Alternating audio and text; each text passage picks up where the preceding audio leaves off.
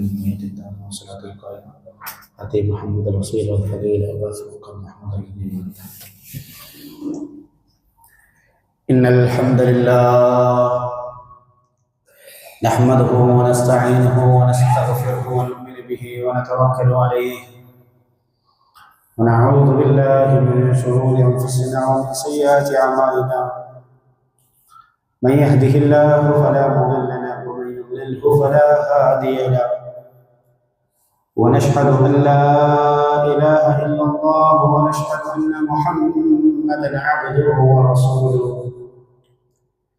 أرسله بالهدى ودين الحق ليظهره على الدين كله ولو كره المشركون صلى الله على محمد وعلى آله وبارك وسلم تسليما كثيرا كثيرا فيا أيها الناس اتقوا الله حق تقاته فقد قال الله تعالى في القرآن الكريم يا أيها الذين آمنوا اتقوا الله حق تقاته ولا تموتن إلا وأنتم مسلمون وقال الله تعالى يا أيها الذين آمنوا اتقوا الله ولتنظر نفس ما قدمت لغد واتقوا الله إن الله خبير بما تعملون رب اشرح لي صدري ويسر لي أمري واحلل عقدة من لساني يفقهوا قولي وما توفيقي إلا بالله عليه توكلت وإليه أنيب الله لا أشرك به أحدا പ്രിയപ്പെട്ട സുഹൃത്തുക്കളെ, സഹോദരിമാരെ, ജീവിതത്തിൻ്റെ എല്ലാ മേഖലകളിലും റബ്ബ് സുബ്ഹാനഹു വ തആലയെ തഖ്വ ചെയ്ത് സൂക്ഷിച്ചുകൊണ്ട് ജീവിക്കണമേ എന്ന് ഞാൻ ആദ്യമായി എൻ്റെ നഫ്സിനോടും തുടർന്ന് നിങ്ങളോട് ഓരോരുത്തരോടും ഓർമ്മപ്പെടുത്തുകയാണ്, വസിയ്യത്ത് ചെയ്യുകയാണ്. അല്ലാഹു സുബ്ഹാനഹു വ തആല അവനെ തഖ്വ ചെയ്ത് ജീവിക്കുന്ന നല്ല അടിയാറുകളുടെ കൂട്ടത്തിൽ നമ്മളെല്ലാം ഉൾപ്പെടുത്തി അനുഗ്രഹിക്കുമാറാകട്ടെ. നമ്മിൽ നിന്ന് വന്നുപോയ ചെറുതും വലുതുമായ എല്ലാ തെറ്റുകുറ്റങ്ങളെയും അല്ലാഹു സുബ്ഹാനഹു വ തആല പുറത്തു കൊണ്ടാക്കി നൽകുമാറാകട്ടെ. അവൻ്റെ ജന്നാത്തുൽ ഫിർദൗസിൽ മാതാപിതാക്കളോടൊപ്പം, ബന്ധുമിത്രാദികളോടൊപ്പം, ഭാര്യസന്താനങ്ങളോടൊപ്പം, പ്രിയപ്പെട്ടവരോടൊപ്പം റസൂലുള്ളാഹി സ്വല്ലല്ലാഹു അലൈഹി വസല്ലമയുടെ സ്വഹബത്തിൽ ഒരുമിച്ച് കൂടുന്ന ഭാഗ്യവാന്മാരായ സ്വാലിഹീങ്ങളുടെ കൂട്ടത്തിൽ അല്ലാഹു നമ്മളിൽ നിന്നുള്ള എല്ലാവരെയും ഉൾപ്പെടുത്തി അനുഗ്രഹിക്കുമാറാകട്ടെ. പ്രിയപ്പെട്ട സുഹൃത്തുക്കളെ, സഹോദരന്മാരെ, അല്ലാഹു സുബ്ഹാനഹു വ തആല മുഅ്മിനീങ്ങളായ നമുക്ക് നിർബന്ധ കർമ്മമാക്കിയതാണ് വെള്ളിയാഴ്ച ദിവസത്തിലെ ഈ ഒരുമിച്ച് കൂടൽ. അള്ളാഹുവിൻ്റെ ഈ ഭവനത്തിൽ ജുമാ ഖുത്ബക്കും 2 റക്അത്ത് ജുമാ നമസ്കാരത്തിലും നമ്മൾ സാക്ഷിയാവും. ജുമാ ഖുത്ബയിൽ 5 ഫർളുകൾക്കാണ് നമ്മൾ സാക്ഷിയാകുന്നത്. ആ 5 ഫർളുകൾ വീടിയാൽ മാത്രമാണ് ജുമാ ഖുത്ബ ശരിയാവുകയുള്ളൂ. അതിൽ ഒന്നാമത്തത് അള്ളാഹുവിനെ സ്തുതിക്കലാണ്. അതിനാലാണ് ഓരോ ഖുത്ബകളും ഇന്നൽ ഹംദലില്ലാഹ് എന്ന് പറഞ്ഞുകൊണ്ട് നമ്മൾ ആരംഭിക്കുന്നത്. സർവസ്തുതികൾ അഖിലവും അള്ളാഹുവിനാണ്. റബ്ബേ, ഞങ്ങൾക്ക് നൽകിയ എല്ലാ അനുഗ്രഹങ്ങളുടെയും സ്തുതികൾ അഖിലവും നിനക്കാണ് എന്ന് നമ്മൾ പ്രകീർത്തിച്ചാണ് നമ്മൾ ആരംഭിക്കുന്നത്. രണ്ടാമതായി റസൂലുള്ളാഹി സ്വല്ലല്ലാഹു അലൈഹി വസല്ലമയ്ക്കായിട്ടുള്ള സ്വലാത്താണ്. സല്ലല്ലാഹു അലാ മുഹമ്മദിൻ വഅലാ ആലിഹി വബാറക വസല്ലം തസ്ലീമൻ കസീറൻ കസീറാ. ഒരുപാടായിട്ട് അല്ലാഹുവിന്റെ രക്ഷയും സമാധാനവും ഹബീബായ റസൂലുള്ളാഹി സ്വല്ലല്ലാഹു അലൈഹി വസല്ലമക്ക് ഉണ്ടാവട്ടെ എന്ന് ഓരോ ഖുത്ബയുടെയും ആരംഭത്തിൽ ഖതീബ് പറയുന്നത് രണ്ടാമത്തെ ഫർളായത്തിന്റെ പേരിലാണ്. പ്രവാചകൻ പഠിപ്പിച്ചില്ലേ, അക്സറു അലൈയ സ്വലാത യൗമൽ ജുമുഅത്തി വലൈലത്തൽ ജുമുഅ. ഓരോ വെള്ളിയാഴ്ച പകലുകളിലും രാവുകളിലും നിങ്ങൾ എനിക്കായിട്ടുള്ള സലാത്തുകൾ അധികരിപ്പിക്കുക. ഫഇന്ന സ്വലാതകും മഅറൂഫത്തുൻ അലയ്യ. കാരണം നിങ്ങൾ ചെല്ലുന്ന ഓരോ സലാത്തുകളും എനിക്ക് കാണിക്കപ്പെടും. അത്ഭുതരായിക്കൊണ്ട് സഹാബാക്കൾ നബിയോട് ചോദിച്ചു, യാ റസൂലല്ലാഹ് വകൈഫ തുഅറു സലാത്തുന അലൈക വഅൻത അബി അല്ലാഹുവിന്റെ റസൂലേ, അങ്ങ് മരിച്ച് മണ്ണിൽ മുരുമ്പിക്കഴിഞ്ഞാലും പിന്നെ എങ്ങനെയാണ് ഞങ്ങളുടെ സലാത്തുകൾ അങ്ങക്ക് കാണാൻ സാധിക്കുക? ഇമാം അബൂദാവൂദിന്റെ ഹദീസിൽ പ്രവാചകന്റെ മറുപടി നമുക്ക് കാണാൻ സാധിക്കും. ഫഇന്നല്ലാഹ ഹറമ അലൽ അർളി അജ്സാദൽ അൻബിയാ, അല്ലാഹു സുബ്ഹാനഹു വ തആല ഭൂമിയുടെ മേലിൽ ഹറാമാക്കിയിരിക്കുകയാണ് അമ്പിയാക്കളുടെ നബിമാരുടെ ശരീരങ്ങൾ, മൃതശരീരങ്ങൾ, അവരുടെ ഭൗതിക ശരീരം ഭൂമിയിൽ മുരുമ്പിപ്പോകൂല. സ്വലാത്തുകൾ അധികരിപ്പിക്കേണ്ട ദിവസമാണ് വെള്ളിയാഴ്ച രാവും പകലും രാത്രിയും. മൂന്നാമത്തെ ഫർദ് തഖ്വ കൊണ്ടുള്ള വസിയത്താണ്. അല്ലാഹുവിനെ സൂക്ഷിക്കണേ എന്ന് പരസ്പരം ഓർമ്മിപ്പിക്കാൻ വേണ്ടിയുള്ളതാണ് നമ്മുടെ ഈ ഒരുമിച്ചുകൂടെ. നാലാമത്തെ ജുമാ ഖുതുബയുടെ ഫർദ് അത് ഖുർആനിൽ നിന്നുള്ള 2 ആയത്തുകൾ നിർബന്ധമായിട്ടും പാരായണം ചെയ്യലാണ്. അതിനാലാണ് ഓരോ ഖുതുബയുടെയും തുടക്കത്തിൽ തഖ്വ കൊണ്ട് വസിയത്ത് ചെയ്യുന്ന 2 ആയത്തുകൾ നിർബന്ധമായിട്ടും പാരായണം ചെയ്ത് നമ്മൾ ഖുതുബ കേട്ടു തുടങ്ങുന്നത്, പറഞ്ഞു തുടങ്ങുന്നത്. ആ 2 ആയത്തുകൾ മാത്രം പരിമിതമാവേണ്ടതല്ല.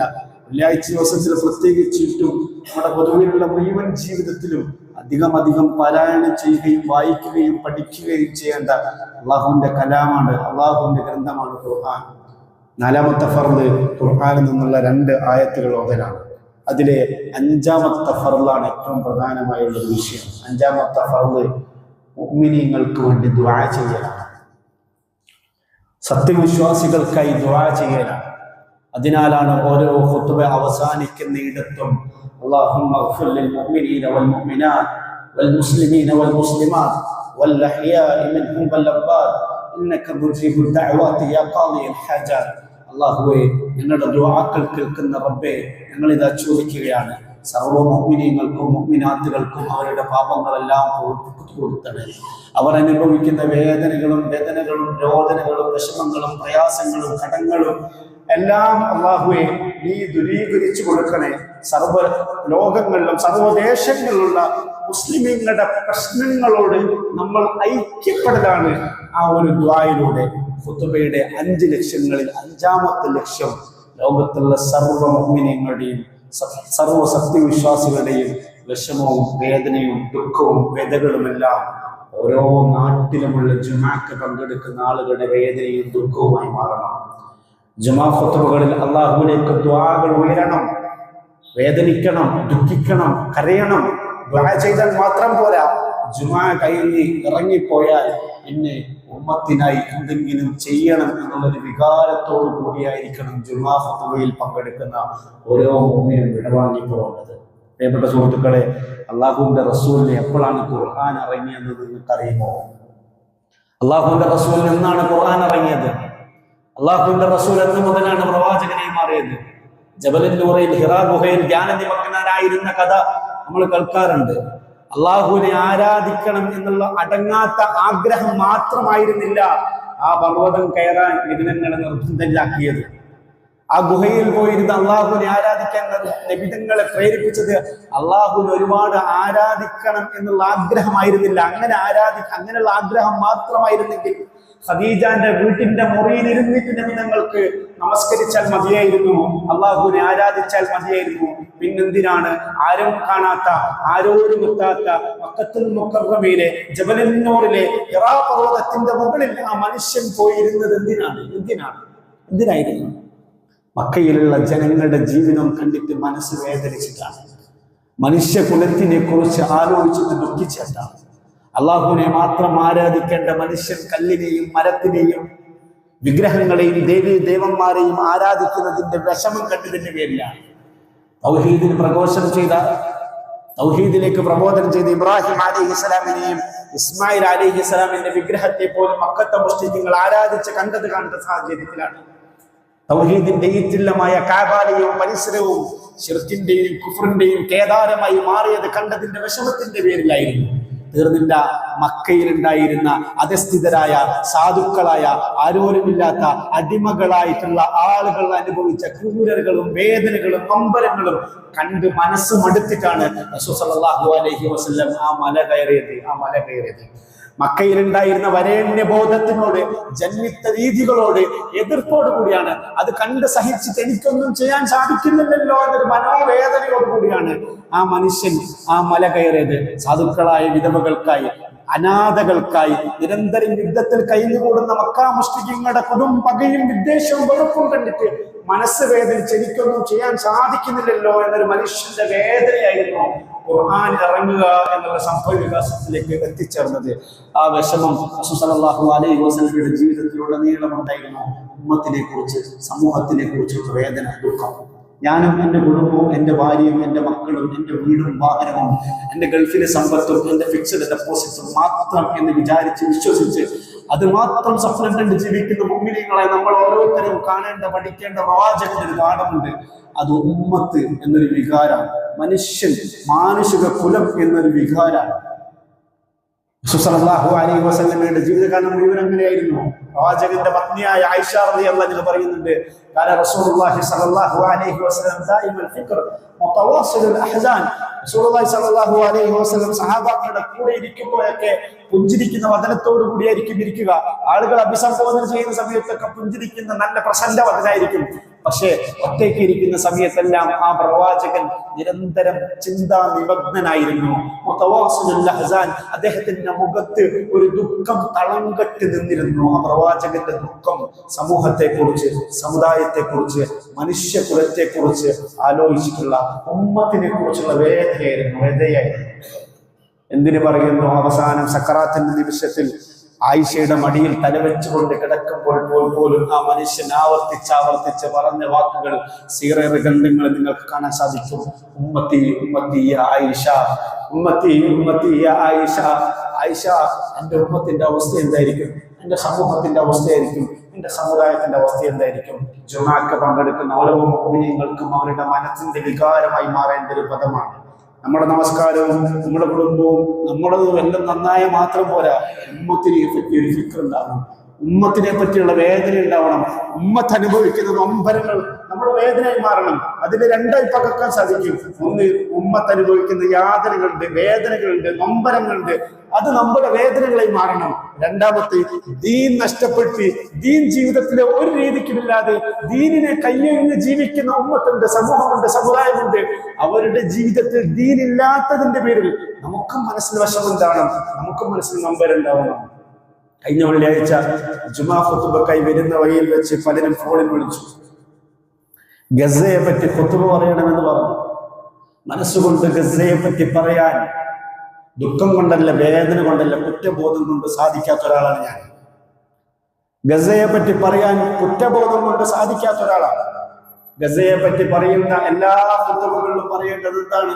ഓരോ ദിവസവും മരിച്ചുള്ള ആളുകളുടെ ജഡങ്ങളുടെ കണക്കുകളാണോ? എന്നാൽ കേട്ടോ, കഴിഞ്ഞ 662 ദിവസങ്ങൾക്കകം 60,000 മനുഷ്യർ അവരെ മരിച്ചു എന്നാണ് ഔദ്യോഗിക കണക്ക്. ഔദ്യോഗിക കണക്കുകൾക്കപ്പുറത്ത് തകർന്നു വീണ ബിൽഡിങ്ങുകൾക്കകത്ത്, തകർന്നു വീണ വീടുകൾക്കകത്ത് ആരോരും അറിയാതെ മരിച്ചു കിടക്കുന്ന പിഞ്ചുകുഞ്ഞുങ്ങളും പെണ്ണുങ്ങളൊക്കെ ഒരുപാട് പേരുണ്ടാവും. കഴിഞ്ഞ 662 ദിവസങ്ങൾക്കകം 60,000 പേർ. ഓരോ ദിവസവും 90 വീതം, ഓരോ ദിവസവും 90 വീതം. ലോകം കണ്ടതിൽ വെച്ച് ഏറ്റവും വലിയ ജനസൈഡ്, ലോകം കണ്ടതിൽ വെച്ച് ഏറ്റവും വലിയ വംശീയ ഉന്മൂലനമാണ് അവിടെ നടന്നുകൊണ്ടിരിക്കുന്നത്. കഴിഞ്ഞ ദിവസം ഇത്രയും കാലം ഇസ്രായേലിനെ സപ്പോർട്ട് ചെയ്തിരുന്ന യുഎസും ബ്രിട്ടനും ഫ്രാൻസ് പോലും മനസ്സ് മടുത്തിട്ട് പറഞ്ഞിട്ടില്ലേ, ഒന്ന് നിർത്താൻ സമയമായില്ല, ഒന്ന് നിർത്താൻ സമയമില്ല, ഇനിയും ഇത് നിർത്തിയിട്ടില്ലെങ്കിൽ, ഇനിയും ഈ വംശീയ ഉന്മൂലനം നിർത്തിയിട്ടില്ലെങ്കിൽ ഫലസ്തീൻ എന്ന് പറയുന്ന ഒരു സ്വതന്ത്ര രാജ്യത്തെ ഞങ്ങൾ പ്രഖ്യാപിക്കും എന്ന്. ഇത്രയും കാലം ഇസ്രായേലിനെ കുട പിടിച്ചിരുന്ന യൂറോപ്പിലെ രാജ്യങ്ങൾ പോലും എത്തുന്ന അവസ്ഥയിലേക്ക് എത്തിയതായിരുന്നു കഴിഞ്ഞ ആഴ്ചയിൽ നമ്മൾ കണ്ട വാർത്തയിലെ വിശേഷങ്ങൾ. കഴിഞ്ഞ ദിവസം US സെനറ്റിലെ പ്രധാനപ്പെട്ട അംഗമായിട്ടുള്ള ഒരു സെനറ്റർ, അദ്ദേഹം ഒരു വീഡിയോ പുറത്തുവിട്ടു. ആ വീഡിയോ US നിന്ന് ഇസ്രായേലിലേക്ക്, ദുരിതബാധിത പ്രദേശങ്ങളിലേക്ക് ഭക്ഷണവുമായി പോയ US സഹകരണത്തിന്റെ ഭാഗമായി പോയിട്ടുള്ള സൈനികന്റെ ഒരു ഏറ്റുപറച്ചിലായിരുന്നു. അദ്ദേഹം പറയാണ്, ഞാൻ എൻ്റെ കണ്ണിന്റെ മുമ്പിൽ വെച്ച് കണ്ടു, ഞങ്ങൾ എവിടെയാണ്, ഗസയിലെ ഏത് സ്ഥലത്താണ് ഭക്ഷണം വിതരണം ചെയ്യുന്നതെന്ന് മുൻകൂട്ടി ഞങ്ങളിൽ നിന്ന് IDF ഇസ്രായേൽ ഡിഫൻസ് ഫോഴ്സ് ചോദിച്ചറിഞ്ഞിരുന്നു. ഏത് സമയം, ഏത് സ്ഥലത്ത്, എവിടെ വെച്ച് ആണ് നിങ്ങൾ ഭക്ഷണം കൊടുക്കുന്നത്, നിങ്ങൾ ഗസയിലെ മനുഷ്യർക്ക് ഭക്ഷണം എത്തിക്കുന്നതെന്ന് ചോദിക്കും. ഞങ്ങൾ അവിടെ ഭക്ഷണം എത്തിക്കുന്ന സമയത്ത് അവിടെ IDF-ന്റെ സൈനികരും അവിടെ ഹാജരായിട്ടുണ്ടായിരിക്കും. ഭക്ഷണം വാങ്ങാൻ വരി നിൽക്കുന്ന ജനക്കൂട്ടത്തിലേക്ക് ഇസ്രായേൽ സേന വെടിയുതിർക്കുകയും എന്റെ വെടികൊണ്ട്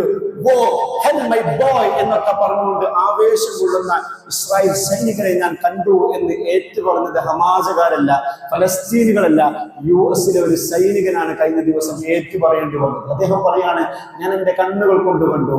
ഭക്ഷണം വാങ്ങാൻ വരി നിൽക്കുന്ന സ്ത്രീകളുടെ കൂട്ടത്തിലേക്ക് സ്റ്റണർ ഗ്രാനേഡ് ഒരു ഇസ്രായേൽ സൈനികൻ വലിച്ചെറിയുന്നു. ആ ഗ്രാനേഡ് പൊട്ടിത്തെറിച്ചുകൊണ്ട് ആ സ്ത്രീ തല പൊട്ടിത്തെറിക്കുന്നതും അവൾ താഴെ വീഴുന്നതും ഞാൻ എന്റെ കണ്ണുകൾ കൊണ്ട് കാണുന്നു. അവളുടെ കുടുംബക്കാർ യാതൊരു പ്രതികരണവും നടത്താതെ തൊട്ടടുത്തുള്ള ഒരു കൈതയെ കൂട്ടിക്കെട്ടിയ ഒരു വണ്ടിയിലേക്ക് അവരുടെ കുടുംബത്തിൽപ്പെട്ട ആ പെൺകുട്ടിയെ കിടത്തുന്നു. ആ മരിച്ച മയ്യത്തുമായിട്ട് നീങ്ങുന്നു ഞാൻ എന്റെ കണ്ണുകൾ കൊണ്ട് കണ്ടു എന്ന് പറഞ്ഞത് ഒരു US സൈനികനാണ്. അദ്ദേഹം പറയാണ്, ഞാൻ എന്റെ കണ്ണുകൾ കൊണ്ട് കണ്ടു. പുരുഷന്മാരും സ്ത്രീകളും അവരുടെ കുഞ്ഞുങ്ങളുടെ മൃതശരീരങ്ങളുമായിട്ട് പോകുന്നു. ആ മൃതശരീരങ്ങൾ ബോംബാക്രമണങ്ങളിലോ ഗ്രനേഡ് ആക്രമണങ്ങളിലോ മരിച്ചതല്ല, മറിച്ച് ഭക്ഷണം കിട്ടാത്തതിന്റെ പേരിൽ എല്ലും തോലുമായി മാറിയ പിഞ്ചു കുഞ്ഞുങ്ങളുടെ ശവശരീരങ്ങളുമായി നടന്നു നീങ്ങുന്ന ഉമ്മമാരെയും പിതാക്കന്മാരെയും ഞാൻ എന്റെ കണ്ണുകൾ കൊണ്ട് കണ്ടു എന്ന് പറയുമ്പോൾ US ആർമിയിലെ മനുഷ്യന്റെ മനസ്സ് പോലും മരവിച്ചു പോയിരുന്നു, ദുഃഖിച്ചു പോയിരുന്നു. ഭക്ഷ്യവിതരണം ചെയ്യുന്ന സ്ഥലങ്ങളിലേക്ക് ആളുകളെ കൊണ്ടുവന്ന് അവിടെ ഭക്ഷണം ഏറ്റുവാങ്ങാൻ നിൽക്കുന്ന ആളുകളിലേക്ക് വെടിയുതിർത്തുകൊണ്ട് ആവേശപ്പെടുന്ന കിരാതമായ ലോകം കണ്ടതിൽ വെച്ച് ഏറ്റവും വലിയ ക്രൂരതയാണ് നടന്നുകൊണ്ടിരിക്കുന്നത്. ആ ഭക്ഷ്യ വിതരണ സെന്ററുകളിൽ തന്നെ കഴിഞ്ഞ ദിവസങ്ങളിൽ ആയിരത്തോളം ഫലസ്തീനികൾ കൊല്ലപ്പെട്ടു എന്നാണ് കണക്ക്. ന്യൂട്രീഷൻ, നല്ല ഭക്ഷണം കിട്ടാത്തതിന്റെ പേരിൽ, പോഷകാഹാര കുറവിന്റെ പേരിൽ ഏകദേശം 100 കണക്കിന് കുഞ്ഞുങ്ങൾ കഴിഞ്ഞ ദിവസങ്ങളിൽ തന്നെ മരിച്ചു എന്നാണ് കണക്ക്. ഈ കണക്കുകൾക്ക് മുമ്പിൽ അവരെ കുറിച്ചുള്ള ദുഃഖമല്ല നമുക്ക് ഉണ്ടാവേണ്ടത്, ഇസ്രായേൽ സൈനികരോടുള്ള വെറുപ്പും വിദ്വേഷമല്ല നമുക്ക് ഉണ്ടാവേണ്ടത്. അതിനൊക്കെ അപ്പുറത്ത് നമുക്ക് ഉണ്ടാവേണ്ട വികാരം കുറ്റബോധമാണ്. ഒന്നും ചെയ്യാൻ സാധിക്കുന്നില്ലല്ലോ എന്നൊരു കുറ്റബോധം. കഴിഞ്ഞ ദിവസം ഞാൻ എൻ്റെ പ്രിയപ്പെട്ട പല സുഹൃത്തുക്കളോട് ചോദിച്ചു, നിങ്ങളുടെ മനസ്സിൽ വല്ല ഐഡിയകളുമുണ്ടോ നമുക്ക് ചെയ്യാൻ സാധിക്കുന്നത് എന്നുള്ള പ്രയോജനപ്രദമായ രീതിയിൽ ചെയ്യാൻ സാധിക്കുന്നത് വല്ല ഐഡിയകളുമുണ്ടോ? അങ്ങനെയെങ്കിൽ നമുക്ക് ചെയ്യാം. ഈജിപ്തുകാരനായ ഡോക്ടർ അദ്ദേഹം ഒരു ചിന്ത പങ്കുവച്ചു. ഫലസ്തീൻ ഒരു തുരുത്താണ്, അവിടേക്ക് എവിടെ നിന്നും ഭക്ഷണം എത്താത്ത രീതിയിൽ 4 ഭാഗത്ത് നിന്നും IDF വളർന്നിരിക്കുകയാണ്. അങ്ങനെയെങ്കിൽ ഈജിപ്തിന്റെ ഒരതിർത്തിയിൽ ചെങ്കടലുണ്ട്. ആ ചെങ്കടലുകളിലേക്ക് പ്ലാസ്റ്റിക് ബോട്ടിലുകളിൽ നമുക്ക് ഭക്ഷണം നിറച്ചു കൊണ്ടെറിയാം. ഒരു പക്ഷേ എങ്ങാനും അത് ഗസയിൽ എത്തിയാലോ എന്നൊരു പ്രതീക്ഷയോടുകൂടി ഈജിപ്തിലുള്ള സാധാരണക്കാരായ മനുഷ്യർ ഇങ്ങനെയുള്ള പ്ലാസ്റ്റിക് കുപ്പികൾ ഭക്ഷണം നിറഞ്ഞ് അൽഹംദുലില്ലാഹ് അത് എത്തി എന്നൊക്കെ പറയപ്പെടുന്നു. അത് എത്തട്ടെ എന്നുള്ള പ്രാർത്ഥനകൾ നമുക്ക് മാത്രമാണ്. ഒരിക്കലും എത്താനുള്ള വഴികളില്ല. കാരണം അത്രത്തോളം കിലോമീറ്ററുകളോളം കടലുകളിൽ സഞ്ചരിക്കണം. കാറ്റിന്റെ ഗതികൾ വ്യത്യസ്തമായിരിക്കും, ഉപ്പുവെള്ളം കയറിയിരിക്കും. പക്ഷെ അത് ചെയ്യുന്ന മനുഷ്യർക്ക് പ്രതീക്ഷയുണ്ട്, ഇതെങ്ങാനും എത്തിയാലോ എന്നൊരു പ്രതീക്ഷയുണ്ട്. ആ ഒരു ഡോക്ടർ പങ്കുവെച്ചൊരു ചിന്ത പോലെ നമുക്ക് എന്തെങ്കിലും ചെയ്യാൻ സാധിക്കുമോ എന്നൊരു ചിന്ത നമ്മൾ ആലോചിക്കുന്നുണ്ട്. ലോകത്തിലുള്ള എല്ലാ മുസ്ലിം ഭരണകൂടങ്ങളും ഭരണാധികാരികളും ലോകം കണ്ടതിൽ വെച്ച് ഏറ്റവും നാണം കെട്ട നിഷ്ക്രിയത്വം കാണിക്കുന്ന ഈ കാലഘട്ടത്തിൽ സാധാരണക്കാരനായ മനുഷ്യർക്ക് നമുക്ക് ചെയ്യാനുള്ള ചില ധർമ്മങ്ങളുണ്ട്, ചില ഉത്തരവാദിത്തങ്ങളുണ്ട്. നമ്മൾ ഓർക്കേണ്ട ഒരു കാര്യമുണ്ട്, നമ്മുടെ മനസ്സിൽ എപ്പോഴും ഉണ്ടാവേണ്ട ഒരു ഓർമ്മകളുണ്ട്. ഫലസ്തീൻ മുസ്ലിമീങ്ങൾക്ക് കീഴടക്കിയ ബൈത്തുൽ മഖ്ദിസ് കുരിശ് സേനാംഗങ്ങളിൽ നിന്ന് തിരിച്ചു വാങ്ങിയ സലാഹുദ്ദീൻ അയ്യൂബി അദ്ദേഹം രാജകുടുംബത്തിൽപ്പെട്ട ഒരു മനുഷ്യനായിരുന്നില്ല. അദ്ദേഹം ഒരു സാധാരണക്കാരനായ മനുഷ്യനായിരുന്നു. നൂറുദ്ദീൻ സംഘി എന്ന് പറയുന്ന അയ്യൂബി ഭരണകൂടത്തിലെ രാജാവിന്റെ സൈന്യത്തിലെ ഒരു സാധാരണക്കാരനായ സൈനികനായിരുന്നു സലാഹുദ്ദീൻ അയ്യൂബി. ആ സാധാരണക്കാരനായ മനുഷ്യന്റെ അകത്തുള്ള വികാരം, ആ മനുഷ്യന്റെ അകത്തുള്ള ഫലസ്തീനികൾക്ക് വേണ്ടിയുള്ള പ്രതിരോധത്തിന്റെ ആഗ്രഹമായിരുന്നു പിന്നീട് ഫലസ്തീന്റെ ലിബറേഷന്റെ, ഫലസ്തീന്റെ സ്വാതന്ത്ര്യത്തിന് വേണ്ടി പൊരുതുന്ന സൈന്യത്തിന്റെ തലവനായി അദ്ദേഹം മാറി. ഒടുക്കം മസ്ജിദുൽ അഖ്സക്കകത്ത് താൻ നിർമ്മിച്ച മിമ്പർ സ്ഥാപിക്കണമെന്നായിരുന്നു നൂറുദ്ദീൻ സംഘിയുടെ ആഗ്രഹം. പക്ഷേ അത് നിറവേറ്റിയത്, അത് നടന്നത് ഒരു സാധാരണക്കാരനായ സലാഹുദ്ദീൻ അയ്യൂബി എന്ന് പറയുന്ന പടത്തലവന്റെ കൈകൾ കൂടിയായിരുന്നു. അത് നമുക്ക് നൽകുന്ന പാഠം ഒരുപാടുണ്ട്. നമ്മൾ സാധാരണക്കാരാണെങ്കിൽ നമുക്കും ചെയ്യാൻ ഒരുപാടുണ്ട്. ഇങ്ങനെ പറയുകയാണെങ്കിൽ നമ്മൾ പങ്കുവെക്കേണ്ട ഒരുപാട് വേദനകളും ദുഃഖങ്ങളുണ്ട്. ഒരുപാട് ദുഃഖങ്ങളുണ്ട്. കഴിഞ്ഞ 2 വർഷക്കാലമായിട്ട് ഗസയിൽ നടക്കുന്ന സംഭവ വികാസങ്ങളുമായി ബന്ധപ്പെട്ട് 20 ലക്ഷം മനുഷ്യരാണ് ഡിസ്പ്ലേസ്ഡ് ആയത്. അവരുടെ വീടുകൾ നഷ്ടപ്പെട്ടത്. മലയാളത്തിൽ അതിന് പറയുന്ന നല്ല പദം മേൽവിലാസം നഷ്ടപ്പെട്ടവർ എന്നാണ്. മേൽവിലാസം നഷ്ടപ്പെട്ടവർ. അറബിയിലും അതിന് നല്ലൊരു പദമുണ്ട്, എന്നാണ് അതിന് ഏറ്റവും ശരിയായ പദം. സ്വന്തമായിട്ട് വീടില്ലാത്ത, കൂരയില്ലാത്ത, കഴിക്കാൻ ഭക്ഷണമില്ലാത്ത, എവിടെ പോകണമെന്നറിയാതെ ഭൂമിയിൽ അലഞ്ഞു തിരിയുന്നവർ എന്നാണ് ആ പദത്തിന്റെ അർത്ഥം. കഴിഞ്ഞ 2-3 വർഷക്കാലമായിട്ട് 20 ലക്ഷം മനുഷ്യർ ഗസയിൽ അനുഭവിച്ചു കൊണ്ടിരിക്കുന്ന അതാണെങ്കിൽ കഴിഞ്ഞ 10 വർഷക്കാലത്തെ സംഘപരിവാർ ഭരണകാലഘട്ടത്തിൽ ഇന്ത്യയിലും ഇതുപോലെ 20 ലക്ഷത്തിലധികം മനുഷ്യർ ഡിസ്പ്ലേസ്ഡ് ആയിട്ടുണ്ട്. 20 ലക്ഷത്തിലോളം മുസ്ലിമീങ്ങൾക്ക് മേൽവിലാസം നഷ്ടപ്പെട്ടിട്ടുണ്ട്, വീടുകൾ നഷ്ടപ്പെട്ടിട്ടുണ്ട്. ബുൾഡോസർ രാജ് എന്നാണ് അതിന് പേരിട്ട് വിളിച്ചത്. ഇന്ത്യയിലെ വലിയ വലിയ മാധ്യമങ്ങൾ അതിന് പേരിട്ട് ബുൾഡോസർ രാജ്. അതിന് തുടക്കം കുറിച്ചത് യുപിയിലെ കഷായ വസ്ത്രം ധരിച്ച, ലോകാ സമസ്ത സുഖിനോ ഭവന്തു എന്ന് ലോകരെ പഠിപ്പിക്കേണ്ട കഷായ വസ്ത്രം ധരിച്ച ഒരു സന്യാസി ലോക ചരിത്രത്തിലെ തന്നെ ക്രൂരതയുടെ ഏറ്റവും നല്ല മുഖമായി മാറിയപ്പോൾ അദ്ദേഹമായിരുന്നു അതിന് തുടക്കം കുറിച്ചത്. മുസ്ലിമീങ്ങളുടെ വീടുകൾ തേടിപ്പിടിച്ചു, അത് പൊളിച്ചു തകർത്തു.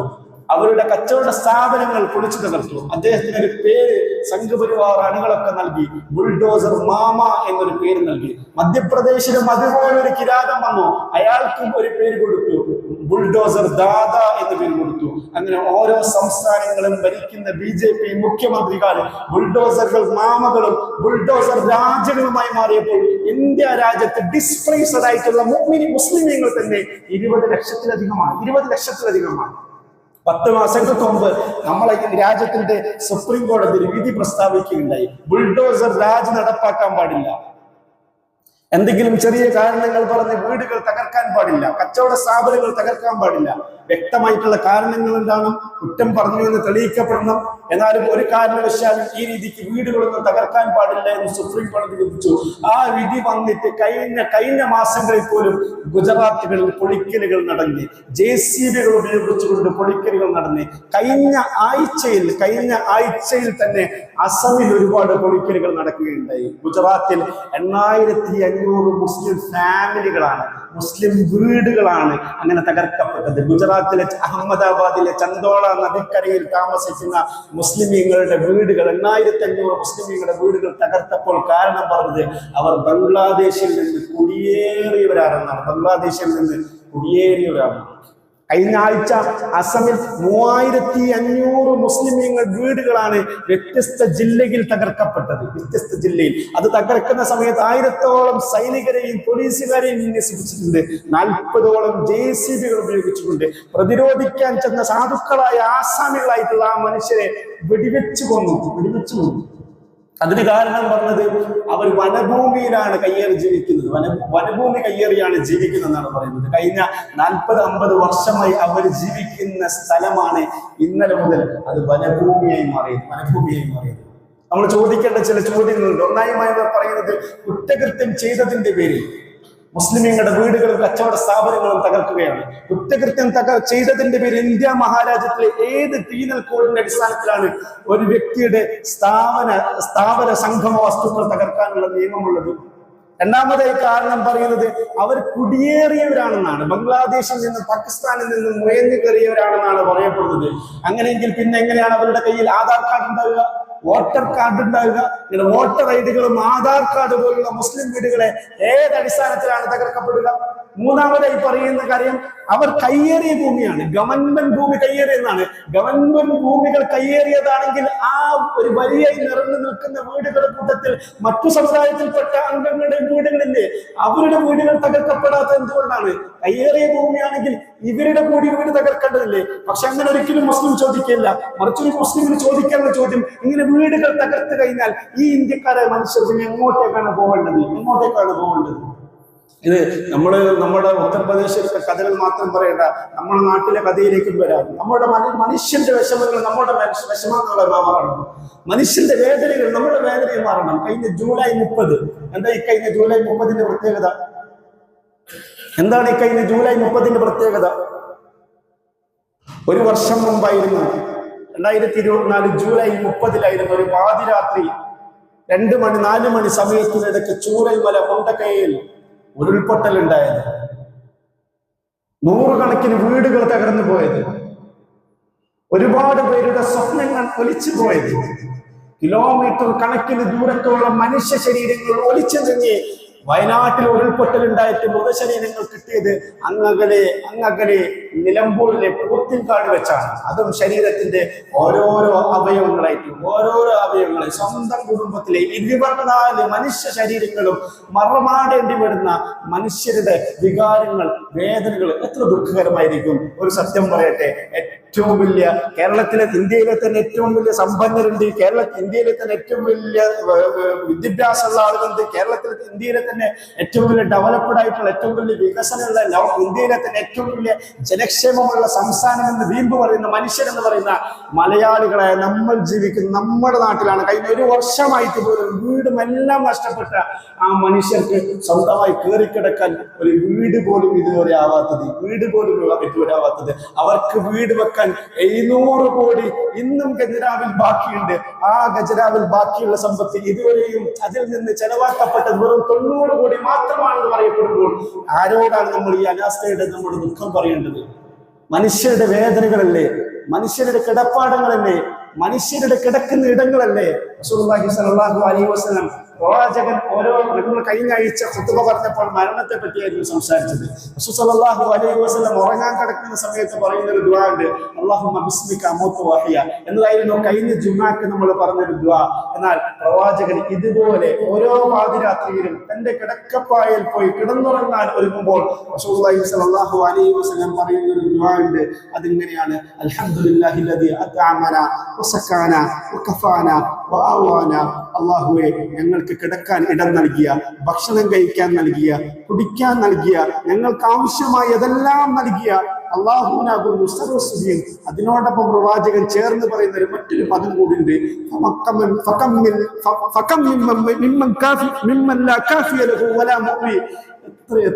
എത്ര സാധുക്കളാണ്, എത്ര നിരാരംഭരാണ്. അവർ കഴിക്കാനൊന്നുമില്ല, അവർ കൊടുക്കാനൊന്നുമില്ല, അവർക്ക് കുടിക്കാനൊന്നുമില്ല, അവർക്ക് കീറിക്കിടക്കാൻ ഒരിടപോലുമില്ലാത്ത എത്ര മനുഷ്യരാണ് എന്ന് പറഞ്ഞിട്ടായിരുന്നു റസൂലുള്ളാഹി സ്വല്ലല്ലാഹു അലൈഹി വസല്ലം കിടന്നുറങ്ങാറുള്ളത്. പ്രിയപ്പെട്ട സുഹൃത്തുക്കളെ, 3000 4000 സ്ക്വയർ ഫീറ്റ് വീടുകളിൽ കിടന്നുറങ്ങുമ്പോൾ, നല്ല എയർ കണ്ടീഷൻ റൂമുകൾ നമ്മൾ കിടന്നുറങ്ങുമ്പോൾ, നമ്മൾ ഉറങ്ങാൻ പോകുന്നതിന് മുമ്പ് നമ്മളോട് തന്നെ പറയേണ്ട ഒരു പദമാണ് കിടക്കാനിടമില്ലാത്ത, കഴിക്കാനൊന്നുമില്ലാത്ത എത്ര മനുഷ്യരാണ്.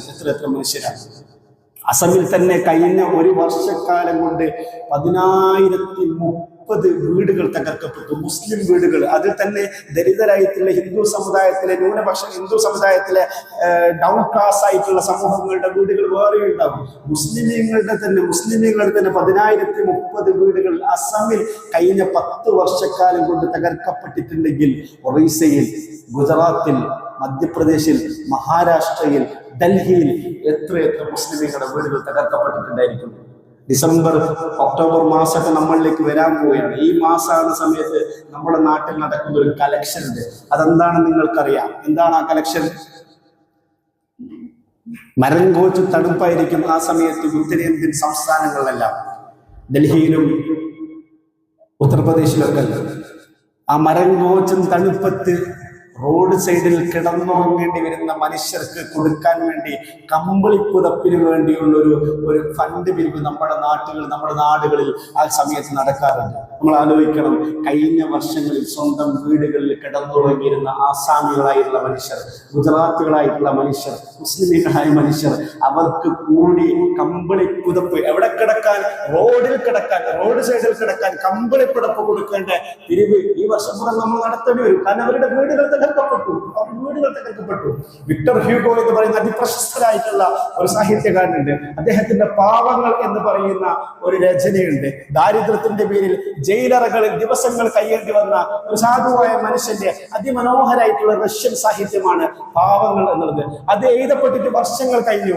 അതിനെക്കുറിച്ച് നമ്മൾ ഒരുപാട് അവലോകനം ചെയ്യുകയും പഠിക്കുകയൊക്കെ ചെയ്തു. എന്നാൽ ഇന്ന് നമ്മൾ മനസ്സിലാക്കേണ്ട ഒരു വസ്തുത, ദാരിദ്ര്യത്തിന്റെ പേരിൽ, കിടക്കാൻ ഇടമില്ലാത്തതിന്റെ പേരിൽ, കഴിക്കാനൊന്നുമില്ലാത്തതിന്റെ പേരിൽ കുറ്റകൃത്യം ചെയ്യുന്ന മുസ്ലിമീങ്ങൾ ഉത്തരേന്ത്യൻ സംസ്ഥാനങ്ങളുണ്ട്. നിങ്ങൾ അറിയുമോ? നിങ്ങൾ അന്വേഷിച്ചു നോക്കിയാൽ മതി. ഉത്തർപ്രദേശിലും ഡൽഹിയിലൊക്കെ ഈ തണുപ്പ് കാലം വരുമ്പോൾ ജയിലുകളിൽ അംഗങ്ങൾ കൂടും. എന്താ കാരണം എന്നറിയുമോ? കുറ്റകൃത്യം ഇവർ നിർബന്ധിതമായിട്ട് ഇവർ മനഃപൂർവ്വം കുറ്റകൃത്യം ചെയ്യും. മനഃപൂർവ്വം കുറ്റകൃത്യങ്ങൾ, ചെറിയ കുറ്റകൃത്യങ്ങളായിരിക്കും, മോഷണങ്ങളായിരിക്കും. ഈ മനഃപൂർവ്വം മോഷണങ്ങളൊക്കെ ചെയ്തു കഴിഞ്ഞിട്ടുണ്ടെങ്കിൽ പോലീസ് പിടിച്ച് ജയിലിടും. അങ്ങനെ 1-2 മാസക്കാലം ജയിലായിരിക്കും. ജയിലാകുന്ന സമയത്ത് ഈ തണുപ്പിനെ പേടിക്കേണ്ട ആവശ്യമില്ല, ഭക്ഷണത്തെ പേടിക്കേണ്ട ആവശ്യമില്ല. ഇങ്ങനെ നമ്മൾ കേരളത്തിലെ മുസ്ലിമീങ്ങൾ അനുഭവിക്കുന്ന ഒരു ഐശ്വര്യമുണ്ട്. അത് നമ്മൾ നോർത്ത് ഇന്ത്യൻ സംസ്ഥാനങ്ങളിലുള്ള മുസ്ലിമീങ്ങളൊന്നും അനുഭവിക്കുന്ന യാതനകളും നമ്മൾ അനുഭവിക്കാത്തതിന്റെ പേരിലാണ്. ഇന്ത്യ വിഭജനം നടന്ന സമയത്ത് നോർത്ത് ഇന്ത്യൻ സംസ്ഥാനങ്ങളിലെ നേതൃപദവിയിലിരിക്കുന്ന ഒരുപാട് നേതാക്കന്മാർ, ഒരുപാട് പണ്ഡിതന്മാർ, ഒരുപാട് സമ്പന്നരായിട്ടുള്ള ആളുകൾ പാകിസ്ഥാനിലേക്ക് കുടിയേറി. പിന്നെ നോർത്ത് ഇന്ത്യൻ സംസ്ഥാനങ്ങളിൽ ബാക്കിയായത് സാധുക്കളായ, അശനരായ, നേതൃസ്ഥാനത്തേക്ക് ആരുമില്ലാത്ത, മുമ്പിൽ നിന്ന് നയിക്കാൻ ആരോരുമില്ലാത്ത ഒരു ജനതയാണ് നോർത്ത് ഇന്ത്യൻ സംസ്ഥാനത്തിൽ ബാക്കിയായത്. പ്രിയപ്പെട്ട സുഹൃത്തുക്കളെ, ആ നാടുകളിൽ നിന്ന് നമ്മുടെ നാട്ടുകളിലേക്ക് അതിഥി തൊഴിലാളികളായി വരുന്ന സാധുക്കളോട് നല്ല രീതിയിൽ നിങ്ങൾ വർത്തിക്കണേ. അവർക്ക് ആവശ്യമുള്ള സഹായങ്ങൾ, സഹകരണങ്ങൾ അവരെ സ്നേഹിച്ച് അവരെ കൂടെ കൂട്ടി മനുഷ്യനായിട്ട് അവരെ കൂടെ കൂട്ടാൻ നമ്മൾ പഠിക്കണേ. ബിലാൽ റബാഹിനെ കൂടെ ചേർത്ത റസൂലുള്ളാഹി സ്വല്ലല്ലാഹു അലൈഹി വസല്ലമയുടെ പാഠം പഠിച്ചുകൊണ്ട് ആ മനുഷ്യരെ കൂടെ കൂട്ടാൻ നമുക്ക് സാധിക്കണേ. നമ്മൾ ആലോചിക്കണം, മലയാളികളായ നമുക്ക് എന്ന് മുതലാണ് ഐശ്വര്യം ഉണ്ടായത്? മലയാളികളായ നമുക്ക് എന്ന് മുതലാണ് സമ്പത്ത് ഉണ്ടായത്? ഒരു കാലഘട്ടത്തിൽ നമ്മുടെ നാടുകളിൽ ഭക്ഷണം കഴിക്കാൻ ഒരു ഭക്ഷണമില്ലാതെ, ഉടുക്കാനൊന്നുമില്ലാത്തൊരു കാലം കഴിഞ്ഞു പോയിട്ടില്ലേ? ഇതെല്ലാം മാറി നമ്മൾ അറബ് നാട്ടിലേക്ക് പോയി, അവിടെ അധ്വാനിച്ചു, അറബിക്ക് അടിമപ്പണിയെടുത്തു, അറബികൾ നമ്മളോട് നല്ല രീതിയിൽ സ്നേഹം കാണിച്ചു, അവർ നല്ല സമ്പത്ത് നമുക്ക് നൽകി, നമ്മുടെ നാട് വികസിച്ചു. നമ്മുടെ നാട് വികസിക്കുക മാത്രമല്ല, ഗൾഫ് രാജ്യങ്ങളുമായിട്ടുള്ള നമ്മുടെ ബന്ധങ്ങളുടെ പേരിൽ നമ്മുടെ സ്ഥാപനങ്ങൾ വികസിച്ചു, നമ്മുടെ പള്ളികൾ നന്നായി, നമ്മുടെ ദീൻ നന്നായി, നമ്മുടെ ദീനീയ സാഹചര്യങ്ങൾ ശരിയായി. എന്താണ് ശരിയായ ദീൻ എന്ന് പോലും അറബ് രാജ്യങ്ങളുമായിട്ടുള്ള ബന്ധങ്ങളുടെ പേരിൽ നമ്മൾ പഠിച്ചു. നമ്മൾ മനസ്സിലാക്കേണ്ട വസ്തുത, നോർത്ത് ഇന്ത്യയിലുള്ള സാധുക്കളായ സാധാരണക്കാരായ മുസ്ലിമുകൾക്ക് അവർക്ക് വീടെന്നല്ല, കുടുംബമെന്നല്ല, ദീൻ എന്നല്ല ഒന്നുമില്ലാത്ത സാധുക്കളാണ്. അവരെ ചേർത്ത് പിടിക്കാൻ, അവർക്ക് താങ്ങും തണലുമായി മാറാൻ നമുക്ക് സാധിക്കണം. മുമ്പൊരു ഗ്രന്ഥകാരിൽ എഴുതിയ ഒരു വഴിയുണ്ട്. ഇത്തരത്തിലുള്ള ഉത്തർപ്രദേശിലും ഡൽഹിയിലൊക്കെ ഉള്ള മുസ്ലിമീങ്ങളായിട്ടുള്ള ന്യൂനപക്ഷങ്ങളായിട്ടുള്ള ആളുകൾ, സാധാരണഗതിയിൽ അധസ്ഥിത സമൂഹത്തെ പറ്റി പറയുന്ന ഒരു പദമുണ്ട്. താഴെ ഭൂമിയും മുകളിൽ ആകാശവും എന്ന് അവരെ പറ്റി പറയാറുണ്ട്. എന്നാൽ നോർത്ത് ഇന്ത്യൻ സംസ്ഥാനങ്ങളിലുള്ള അത്തരത്തിൽ മുസ്ലിമീങ്ങളെ പറ്റി അങ്ങനെ പറയാൻ സാധിക്കില്ല. കാരണം താഴെ ഭൂമി എന്ന് പറയാൻ സാധിക്കുന്ന ഒരു ഭൂമി സ്വന്തമായിട്ട് അവർക്കില്ല, സ്വന്തമായി കിടക്കാൻ ഒരു കിടപ്പാടമില്ല, സ്വന്തമായി ഒരു സെന്റ് സ്ഥലമില്ല. മുകളിൽ ആകാശം എന്നവർക്ക് പറയാൻ സാധിക്കില്ല. കാരണം മുകളിലേക്ക് ഒന്ന് തല ഉയർത്തി നോക്കാൻ പോലും സാധിക്കുന്ന രീതിയിലുള്ള ത്രാണിയോ ആത്മാഭിമാനമോ നേതൃപാഠമോ മുമ്പിൽ നിന്ന് നയിക്കാനോ ആരോരുമില്ലാത്ത ഒരു സാഹചര്യത്തിൽ കൂടിയാണ് അങ്ങനെയുള്ള സമുദായങ്ങൾ പോകുന്നത്. അവരെ ചേർത്ത് പിടിക്കാൻ നമുക്ക് സാധിക്കണം. കേരളത്തിൽ തന്നെ എത്ര മഹല്ലുകളാണ് അവർ നോർത്ത് ഇന്ത്യയിലുള്ള ഗ്രാമങ്ങൾ ഏറ്റെടുത്തിരിക്കുന്നു, നോർത്ത് ഇന്ത്യയിൽ സ്കൂളുകൾ നടത്തുന്നു, നോർത്ത് ഇന്ത്യയിലെ കോളേജുകൾ നടത്തുന്നു. അത്തരം കോളേജുകൾ കാരണം, അത്തരം സ്ഥാപനങ്ങൾ കാരണം ആ നാടുകളിൽ വികസനം ഉണ്ടാവുന്നു. ദീനീയായിട്ട്, സാമ്പത്തികമായിട്ട്, സാമൂഹികമായിട്ട് വികസനങ്ങൾ ഉണ്ടാവുന്നു. ആ രീതിയിൽ ചിന്തിക്കാൻ നമുക്ക് സാധിക്കണം, ആ രീതിയിൽ ഫിക്ർ ചെയ്യാൻ നമുക്ക് സാധിക്കണം. നമ്മളെ കൊണ്ട് എന്തെങ്കിലും ചെയ്യാൻ നമുക്ക് സാധിക്കണം എന്നുള്ള സ്വപ്നത്തോടു കൂടിയായിരിക്കണം നമ്മൾ ജീവിക്കേണ്ടത്. ഇന്ന് ജുമാ ഖുതുബ നിർവഹിക്കാൻ വേണ്ടി മിമ്പറിലേക്ക് നടന്നു വരുമ്പോൾ അവിടെ അൽ ഫിത്രയുടെ റൂമിൽ ഇരുന്നു കൊണ്ട് കുരുന്നുകൾ ഖുർആൻ പാരായണം ചെയ്യുന്നു. ഈ വിഷയം മനസ്സിലാലോചിച്ചുകൊണ്ട് നടന്നു വരുമ്പോൾ ആ കുഞ്ഞുങ്ങൾ ഓതുന്ന ഖുർആൻ വാക്കുകൾ എന്റെ ഹൃദയത്തിൽ തറച്ചു. അത് സൂറത്തുൽ ഇൻസാനിലെ വരികളായിരുന്നു. അതിങ്ങനെയായിരുന്നു: مسكينا ويتيما واسيرا انما نطعمكم لوجه الله لا نريد منكم جزاء ولا شكورا انا نخاف من ربنا يوما عبوسا قمطريرا فوقاهم الله شر ذلك اليوم ولقاهم نظرة وسرورا وجزاهم بما صبروا جنة وحريرا. മുത്തഖീന ഫീഹാ അലൽ അറായിക് ലാ യറൗന ഫീഹാ ശംസൻ വലാ സംഹരീറാ. മുഅ്മിനീങ്ങൾ, സത്യവിശ്വാസികൾ അവരാരാണെന്ന് അറിയുമോ? അവർ അവർക്ക് സ്വന്തം സമ്പത്തിനോട് വലിയ ആഗ്രഹം ഉണ്ടാവും, വലിയ ഇഷ്ടം ഉണ്ടാവും. അവർ കഴിക്കുന്ന ഭക്ഷണത്തോട് വലിയ ആഗ്രഹം ഉണ്ടാവും. അതൊക്കെ ആഗ്രഹമുള്ളതോടൊപ്പം തന്നെ സാധുക്കൾക്ക് നൽകുന്നവർ, യതീമീങ്ങൾക്ക് അഭയം കൊടുക്കുന്നവർ, യതീമീങ്ങളുടെ വിഷയം എന്ന് പറഞ്ഞ സമയത്ത് സാന്ദർഭികമായിട്ട് ഒരു കാര്യം കൂടി സൂചിപ്പിക്കട്ടെ. നമ്മുടെ കഴിഞ്ഞ ആഴ്ച കേരളത്തിൽ കത്തിങ്ങൾക്കും ഒരു വിഷയമുണ്ടല്ലോ. കന്യാസ്ത്രീകളായ 2 സാധുക്കളായ സ്ത്രീകളെ ഛത്തീസ്ഗഡിൽ വെച്ച് പിടിച്ചു. മനുഷ്യക്കടത്ത് ആരോപിച്ചുകൊണ്ട് അവരെ ജയിലിലടച്ചു. നിങ്ങൾ അറിയുമോ, വർഷങ്ങൾക്ക് മുമ്പ് ഇതുപോലെ ഒരു പ്രശ്നം മുസ്ലിം സമുദായത്തിനെതിരെ ഉണ്ടായിരുന്നു. എന്തായിരുന്നു അത്? നോർത്ത് ഇന്ത്യൻ സംസ്ഥാനങ്ങളിൽ പഠിക്കാൻ വകയില്ലാത്ത കുഞ്ഞുങ്ങളെ അവരെ സംരക്ഷിക്കണമെന്ന ആഗ്രഹത്തോടു കൂടി കേരളത്തിൽ നമ്മൾ യതീംഖാനകൾ തുടങ്ങി, അനാഥാലയങ്ങൾ സ്ഥാപിച്ചു. ആ അനാഥാലയത്തിലെ കുട്ടികളെ കൊണ്ടുവന്നു, അവരെ പഠിപ്പിച്ചു, അവരെ വളർത്തിയെടുക്കാൻ ശ്രമിച്ചു. അതിനെതിരെ മനുഷ്യക്കടത്ത് എന്ന് പറയുന്ന വിവാദങ്ങൾ ഉണ്ടായി, വലിയ പ്രശ്നങ്ങളുണ്ട്, വലിയ കേസുകളുണ്ടായി. കേരളത്തിൽ വർഷങ്ങളോളം കാലം യതീംഖാനകൾ നടത്തിയ സ്ഥാപന അധികാരികൾ പോലും മാനസികമായിട്ടും ശാരീരികമായിട്ടും ടോർച്ചർ ചെയ്യപ്പെട്ടു. ആ ഒരു കഷ്ടകാലത്തിലാണ് നമ്മൾ ജീവിക്കുന്നത്, നന്നായി നമുക്കറിയാം. അതോടൊപ്പം തന്നെ സാധുക്കളായിട്ടുള്ള അശനർക്ക്, അനാഥർക്ക് അവർ ഭക്ഷണം കൊടുക്കും. യതീമീങ്ങൾക്ക് അവർ ഭക്ഷണം കൊടുക്കും. വഅസീറ, ജയിൽ പുള്ളികൾക്ക്. അത് ഖുർആൻ പ്രത്യേകം പറഞ്ഞൊരു പദമാണ്. തടവറയിൽ കിടക്കുന്ന നിരപരാധികളായിട്ടുള്ള ആയിരക്കണക്കിന്, നൂറുകണക്കിന് മുസ്ലിം ചെറുപ്പക്കാരുള്ള ഒരു രാജ്യമാണ് ഇന്ത്യ മഹാരാജ്യം. നൂറുകണക്കിന് ചെറുപ്പക്കാർ. അങ്ങനെയുള്ള ആളുകളുടെ വിമോചനത്തിന് വേണ്ടി ശബ്ദിക്കുക, അതിനെക്കുറിച്ച് ഫിക്ർ ചെയ്യുക, അതിനെക്കുറിച്ച് ദുഃഖമുണ്ടാവുക എന്നുള്ളത് ഓരോ മുസ്ലിമിന്റെയും ബാധ്യതയാണ്. നമുക്ക് നമ്മുടെ സമയത്തിനും, നമുക്ക് നമ്മുടെ ഭക്ഷണത്തിനും, നമുക്ക് നമ്മുടെ സമ്പത്തിനോടൊക്കെ അതിയായ ആഗ്രഹവും ഇഷ്ടവും എല്ലാം ഉണ്ടെങ്കിലും അതൊക്കെ ഉള്ളതോടൊപ്പം തന്നെ കൊടുക്കാൻ, നമ്മുടെ സമയം കൊടുക്കാൻ, നമ്മുടെ സമ്പത്ത് കൊടുക്കാൻ, നമ്മളാൽ സാധിക്കുന്ന എന്തെങ്കിലും ചെയ്യാൻ നമുക്ക് സാധിക്കണം. അങ്ങനെയെങ്കിൽ ഈ ഖുർആനിന്റെ ബാക്കി ഭാഗങ്ങളുണ്ട്, അത് സമയക്കുറവ് മുതൽ ഞാൻ ഓതി വെക്കുന്നില്ല. കഴിയുമെങ്കിൽ ഈ ജുമാക്ക് ശേഷം അത് ചെയ്ത മുഅ്മിനീങ്ങൾക്ക് അല്ലാഹു സുബ്ഹാനഹു വ തആല ജന്നാത്തുൽ ഫിർദൗസ് നൽകുന്ന തൈബാഗത്തിലൂടെ അരുവികൾ നൽകുന്ന അല്ലാഹുവിന്റെ നിഅമത്തുകളും അനുഗ്രഹങ്ങളും നിറഞ്ഞു നിൽക്കുന്ന സ്വർഗീയ ആരാമങ്ങളെ, സുഖാനുഗ്രഹങ്ങളെ കുറിച്ചുള്ള അതിമനോഹരമായിട്ടുള്ള, അതിസുന്ദരമായിട്ടുള്ള ഖുർആനിന്റെ വചനങ്ങൾ നിങ്ങൾക്ക് വായിച്ചെടുക്കാൻ സാധിക്കും. അല്ലാഹു സുബ്ഹാനഹു വ തആല ആ രീതിയിലെല്ലാം നമ്മളെല്ലാം അനുഗ്രഹിക്കുമാറാകട്ടെ. സാധുക്കൾക്ക് വേണ്ടി, ആരോഗ്യമില്ലാത്തവർക്ക് വേണ്ടി, അനാഥകൾക്ക് വേണ്ടി, ഉമ്മത്തിന് വേണ്ടി വേദനിക്കുന്ന ഹൃദയമുള്ളവരായി അല്ലാഹു സുബ്ഹാനഹു വ തആല നമ്മളെല്ലാം മാറ്റുമാറാകട്ടെ.